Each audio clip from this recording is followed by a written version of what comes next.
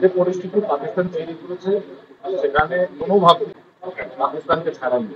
কেননা উগ্রপন্থীবাদ এখানকার মৌলবাদের একটা অংশ, যেটা কিনা ওরা সবসময় নিজেদের ডেভেলপমেন্ট বাদ দিয়ে ভারতবর্ষ কি করে ভারতবর্ষকে খাটো করা যায় সেটাই ওদের মেন প্রচেষ্টা। সেই প্রচেষ্টাতে ওরা এখন বর্তমান ভারতের যে সিচুয়েশন সেই পরিস্থিতি যদি ওরা ভেবে থাকে যে 50 বছর আগের ভারত আছে, আর সেটা ওরা ভুল করেছে।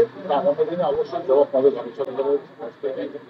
মাননীয় প্রধানমন্ত্রী যেভাবে বিষয়টাকে দেখেছেন, আগামীতে ওদের কপালে বিশেষ দুঃখ আছে একদম পরিষ্কার।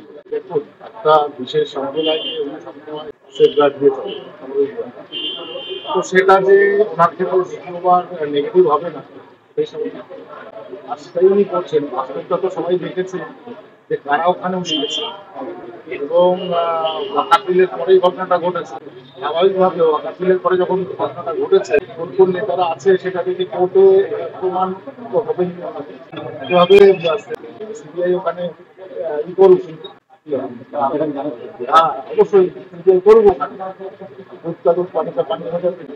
এগুলি অনেক গল্প দেবেন, এই গল্পগুলো আমরা খালি শুনবো আর আলোচনা করবো। বাস্তবে পশ্চিমবঙ্গের যে দুর্দশা তৈরি হচ্ছে আগামী ভবিষ্যতের জন্য, এই দরজা করতে সব বন্ধ হয়ে যাবে কিছুদিনের মধ্যে।